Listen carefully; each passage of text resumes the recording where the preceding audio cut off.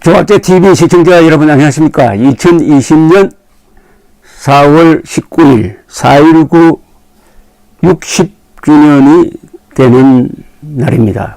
그리고 총선이 끝난 지 4일 되는 날입니다.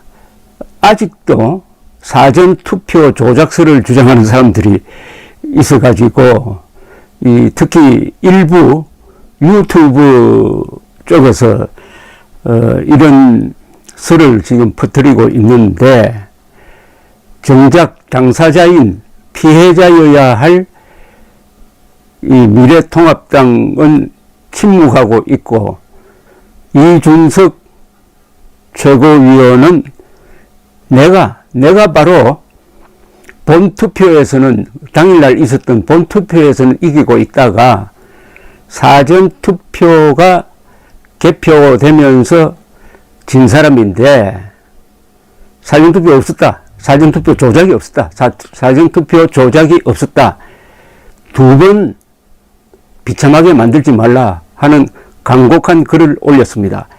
사실은 이건 너무나 얼토당토 않는 주장이므로 제가 이 방송을 통해서 해명할 필요가 없고 상식적으로 사실에 기초해서 판단하면 되는데, 이런 이야기를 제가 이 두 번째 하고 있는데 이거 시간 낭비입니다. 그래도 그 믿는 사람들이 있으니까 제발 말리는 의미에서 이렇게 이야기를 하는데, 거짓말은 사람을 분열시킵니다. 진실은 사람들을 통합합니다. 그리고 이런 이야기를 하면은 우파는 분열되고 좌파의 경매를 받습니다. 얼마나 지금 종북 좌파 세력이 사전투표 조작설이 퍼지는 걸 보고, 더구나 유튜브 쪽에서, 일부 유튜브입니다, 이걸 퍼뜨리는 걸 보고 우파 수준이 저것밖에 안 되니까 2022년에도 자신 있다고 생각하면 그 기분이 좋습니까? 경매를 받으면 안 됩니다. 저거로부터는 항상 두려움과 존경을 받아야 됩니다. 이준석 의원이 이런 이야기를 했습니다. 이틀 전에 이 페이스북에 글을 올렸습니다. 반성하고 혁신을 결의해야 할 시점에 의혹론을 퍼뜨리면 안 된다. 계속 물고 늘어지면은 예전에 김어준 씨가 했던 것과 다를 바가 없다. 내가 바로 본투표 당일 투표에서 이기고, 본투표에서 이기고 사전투표에서 져서 낙선한 후보다 라면서 이렇게 호소하듯이 글을 올렸습니다. 후보는 일반인이 보는 개표 방송보다 더 정확하게 개표 상황을 챙기고 자료를 수집하고, 혹시라도 미분류된 표나 잘못 분류된 표가 없는지 개표 참관인을 통해 살핀다.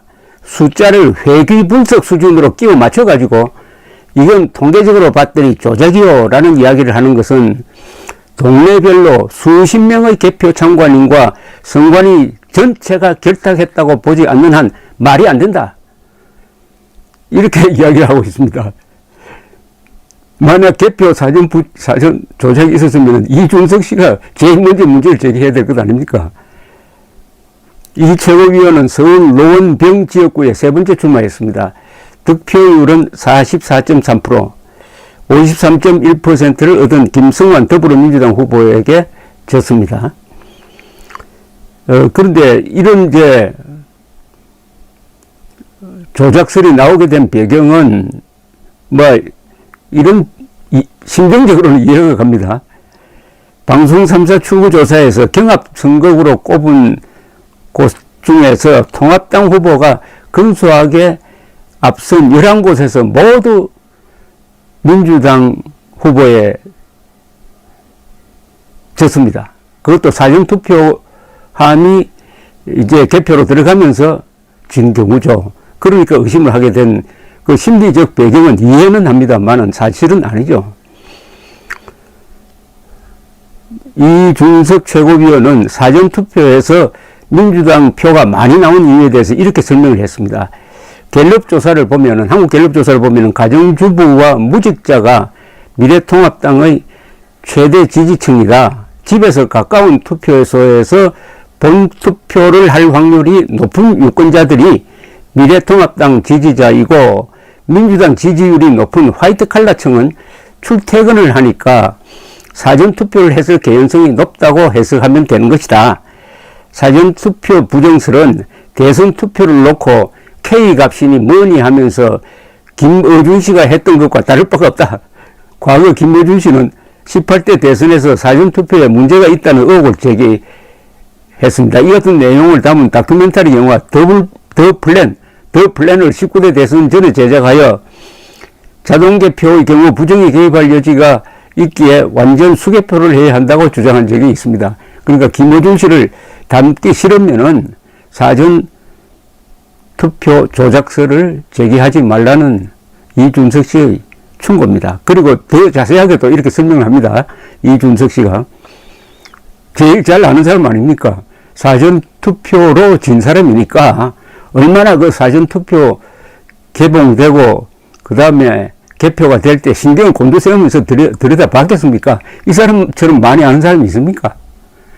이렇게 주장하네요. 이렇게 설명을 합니다. 사전투표장에 CCTV가 없어 부정투표가 될 수 있다는 일부 의혹에 대해서도 이준석 씨는 관내 사전선거 투표함에 CCTV가 있다.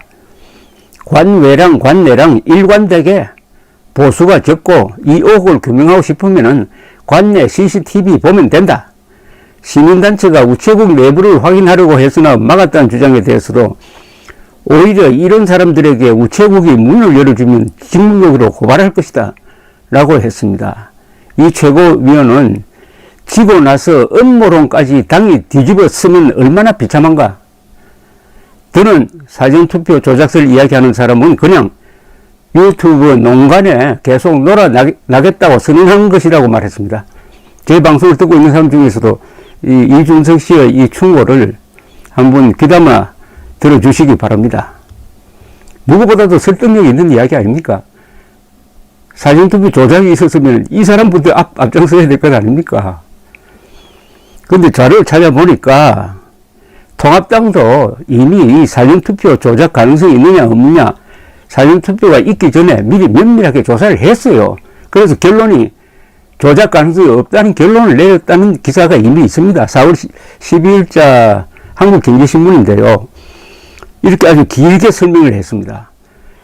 자, 이것도 일일이 내 설명할 필요가 없는데 의혹을 제기하는 사람들에게 통합당이 대신 설명하는 꼴입니다. 이게 이렇습니다. 한국경제신문에 보도된 겁니다.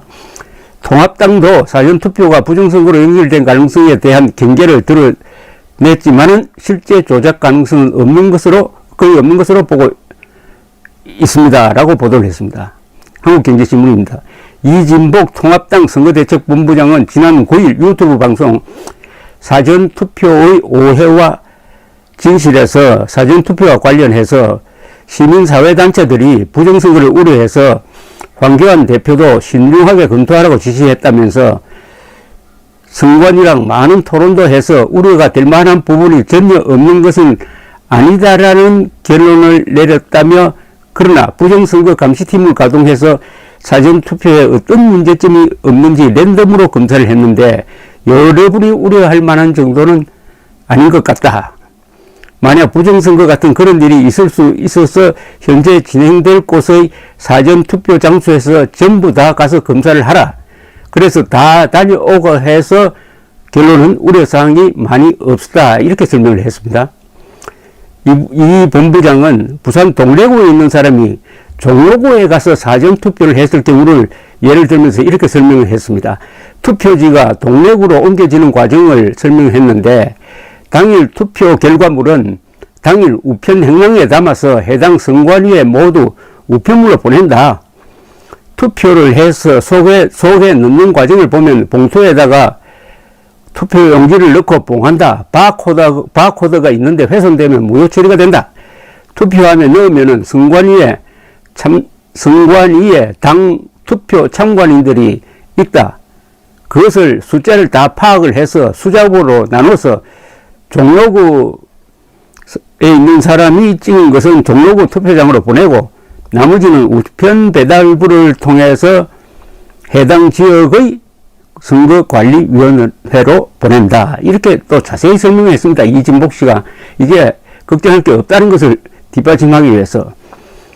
혹자는 우체국으로 우편 배달부가 가는 과정에서 바꿔치기를 한다고 생각하는 분들이 있겠지만, 자유당 때처럼 부정투표를 하는 이상한 그런 일은 없겠다. 우편 배달부들이 얼마나 고생을 하느냐. 박봉에도 자긍심을 갖고 일을 한다. 우편 배달부까지 의심할 것은 아니다. 그런 분들에게 신뢰를 갖고 있어서 과정을 걱정 안 해도 된다. 이렇게 강곡하게 이야기했습니다. 아니, 우편 배달부가 할 짓이 없어가지고 목숨 걸고 바꿔치기 하겠습니까? 그래도 전국적으로 이게 되려면은 얼마나 많은 사람들이 협조를 해야 됩니까? 통합당 이진복 씨는 또 이렇게 이야기합니다. 시민사회단체들이 그걸 해당 선관위에 보냈는데 관리를 잘못하고 있다. 바꿔치기를 할 수 있다고 해서 점검을 해봤다. 사전투표 내용물이 오게 되면 밀폐된 공간에 넣는다. 투표함에다 놓고 열선으로 사람이 접근하면 울리게 돼 있고 CCTV도 설치되어 있다. 홈페이지에 들어가면 24시간 공개하도록 되어 있다. 투표용지 바꾸는 것은 있을 수 없다. 라고 결론을 내렸다고 했습니다. 통합당의 선거 담당자, 또 선거를 직접 치러가지고 사전투표로 진 사람의 이 이야기, 이 이상 더 제가 설명할 필요가 있겠습니까? 이 이상 설명할 필요가 있겠습니까? 제발 우파가 좌파 앞에서 모욕당하고 우스갯거리가 되지 않기를 바랍니다. 우리가 1987년에 개표 컴퓨터 부정설을 주장한 당시에 김대중 세력을 얼마나 비판을 했습니까? 컴퓨터의 작동 원리도 모른다고. 그런데 그 비판을 일부 의혹 제기자들 때문에 이 자유우파, 더구나 과학과 사실과 법을 신조로 하는 우파 전체가 욕을 먹으면 되겠습니까? 이준석 미래통합당 최고위원의 페이스북 글을 꼭 한번 찾아서 읽어보시기 바랍니다. 감사합니다.